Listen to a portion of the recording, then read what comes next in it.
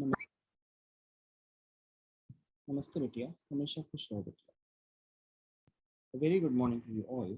Myself, JV and Dr. Ravi Jain, Assistant Professor, Department of Practice of Medicine, in Faculty of Homeopathic Science at JAYOTI VIDYAPEETH Women's University, Jaipur. In this series, we are discussing about the different type of neurological disorders. In the last session, we have discussed about trigeminal neuralgia. And today, we are going to start with a new disease, that is Bell's palsy. Bell's palsy is an important disease because we get usually a question on Bell's palsy in the short notes. It is not asked in the full question, but many times it is asked as a short note. So today we are going to discuss what is Bell's palsy, what is the etiopathogenesis of Bell's palsy, what are the various clinical features that we are going to see in case of Bell's palsy, what are the investigations that could be done, and then the management part. So let's start with Bell's palsy.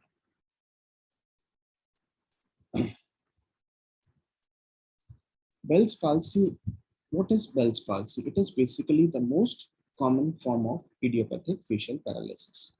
So what you get in Bell's palsy is the most common cause of idiopathic facial paralysis. So if a patient is coming to you with the facial paralysis, and if you don't know the cause of that paralysis, then most probably Bell's palsy is the one of the most common cause.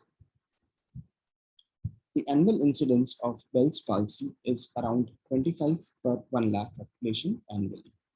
So in a population of 1 lakh, around 25 people are getting infected with Bell's palsy.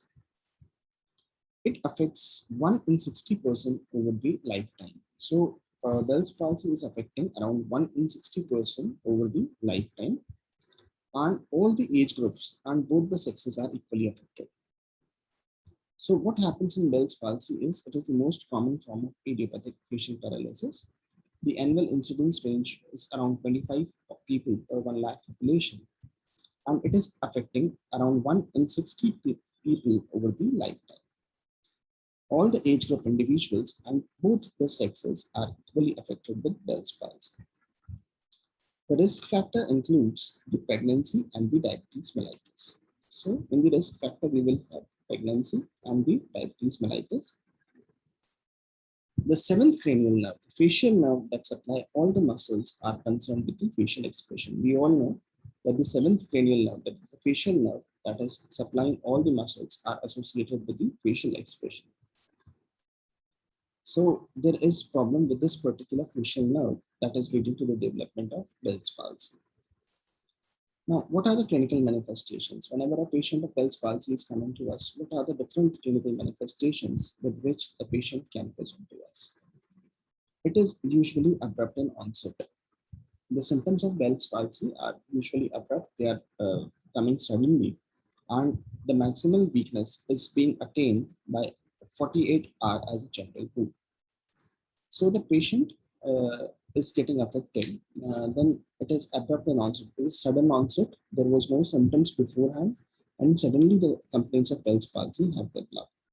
The maximal weakness is obtained within 48 hours. This is a general rule, and there is pain behind the ear. So there is pain behind the ear that precedes the paralysis a day or two before. So first of all, there is pain behind the ear, and then paralysis is seen on the facial muscles. The taste sensation may be unilaterally lost, because we know that the facial nerve is also associated with the taste sensation. So unilaterally, the side in which the facial nerve is affected, there is loss of taste in that particular side, and hyperacusis may be present, that is increased acuity. 80% of the patient recover within a few weeks or months. So 80% of the patients who are coming to us, they recover within a few weeks or months. And there is an evidence of denervation after 10 days. So there is an evidence of denervation, that is, if there is denervation after the 10 days of appearance of symptoms, then it will indicate axonal degeneration. So the onset is abrupt, and there is maximal weakness that is observed 48 hours, as is the general rule. There is pain behind the ear that precedes the paralysis for a day or two. The taste sensation is lost unilaterally, and there is hyperacusis that may be present. 80% of the patients recover within a few weeks to months. There is an evidence of denervation after 10 days that indicates an axonal degeneration. And the patient is unable to open or close the eyes on the affected side. So there is inability to open or close the eyes on the affected side because of the nerve involvement. There is also drooling that is dribbling of the saliva, difficulty in eating and drinking. So the patient is not able to eat properly, the patient is not able to drink properly, there is drooling, the fluid is coming out from the affected side. And there is an inability to make the facial expression. So the patient is not able to make certain facial expression. I will tell you all about all these functioning of the facial nerve muscle, all the functions we are going to discuss in the clinical examination class. We are going to discuss about the examination of 12 cranial nerves, although I have also uploaded the video and the PPT in the portal. So if you want, you can have a reference, get a reference from the portal related to the examination of 12 cranial nerves. So there is inability to make the facial expressions such as smiling and frowning. There is also facial weaknesses.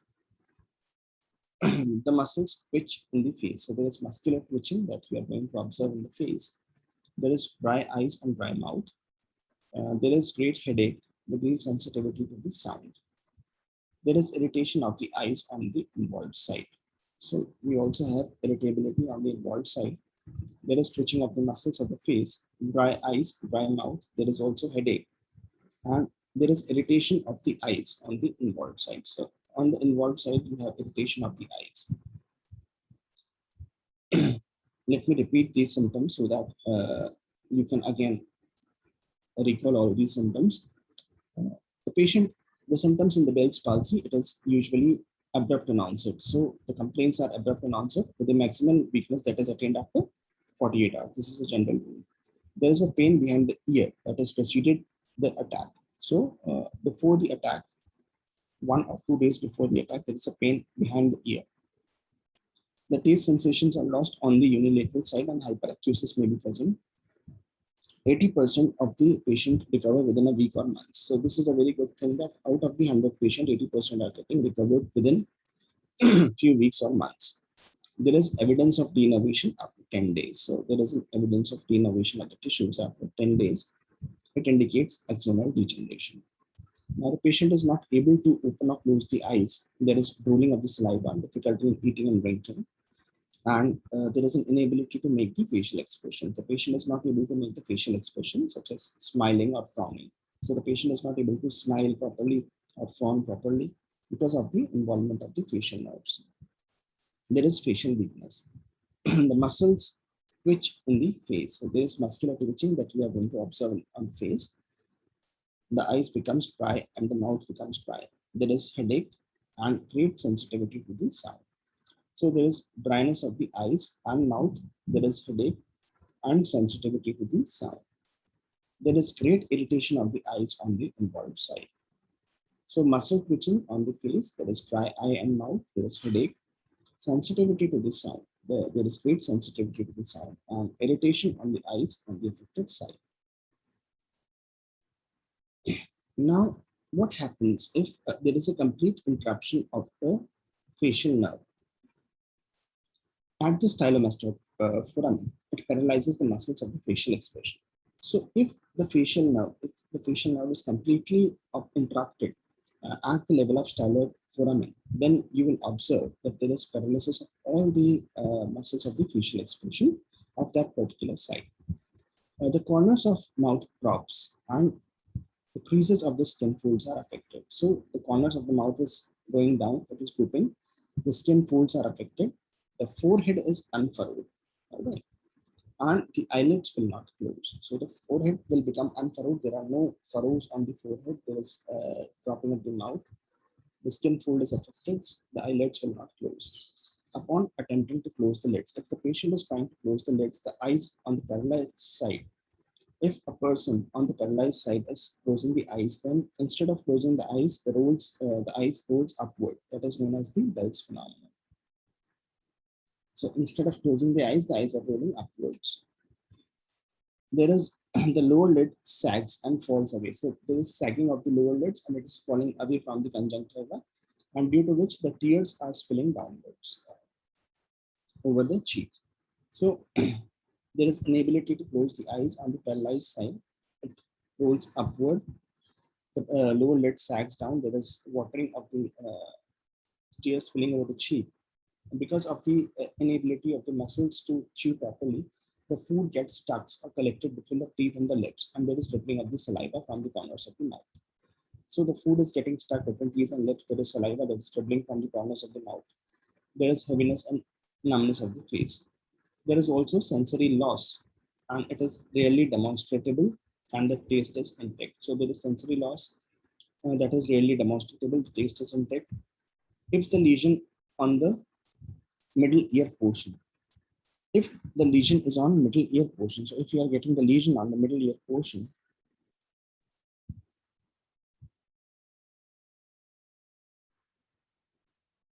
so if there is a lesion in the middle ear portion, so if first of all we have discussed about the lesion that is over the styloid process that is causing complete interruption of the facial nerve. Now, if there is lesion over the middle ear portion, then the taste is not lost over the anterior 2/3 of the tongue. Is lost, sorry. So if there is lesion over the middle ear portion, the taste is totally lost of the anterior 1/3 of the tongue. So anterior 1/3 of the tongue, the taste is lost of the same side. And if the nerve to the stapedius is interrupted, then there is hyperacusis. What is hyperacusis? It is hypersensitivity towards the loud sounds. This we are going to observe.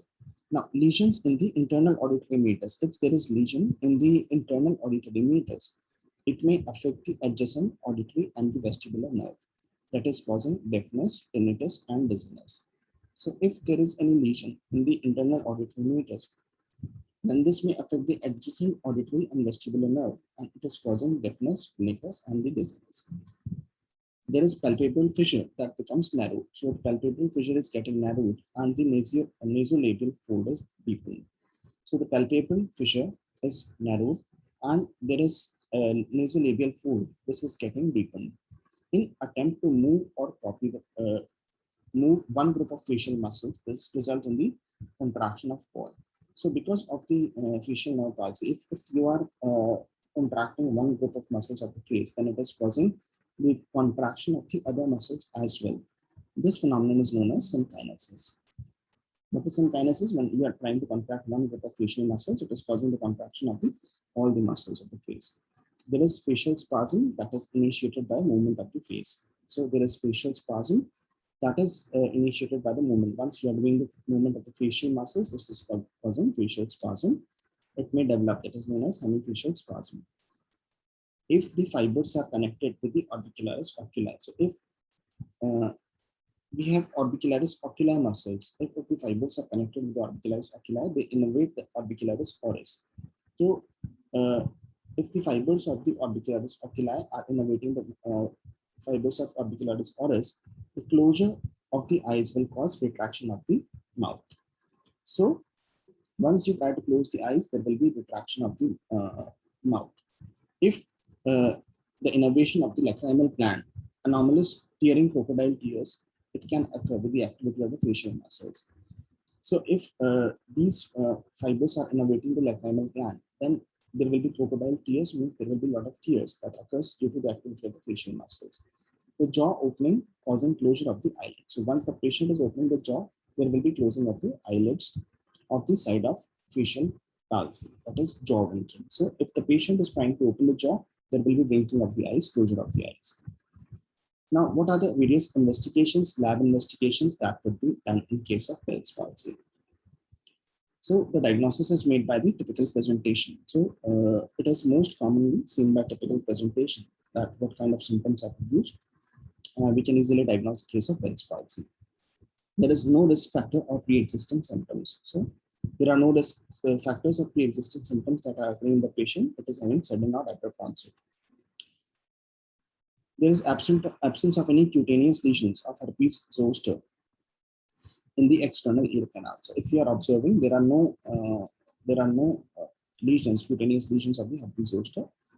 The neurological examination is common, and with the exception of the facial nerve. The MRI will show swelling and enhancement of the facial nerve. So there is normal neurological examination with the exception of the facial nerve. The MRI will show swelling and enhancement of the facial nerve in idiopathic Bell's palsy.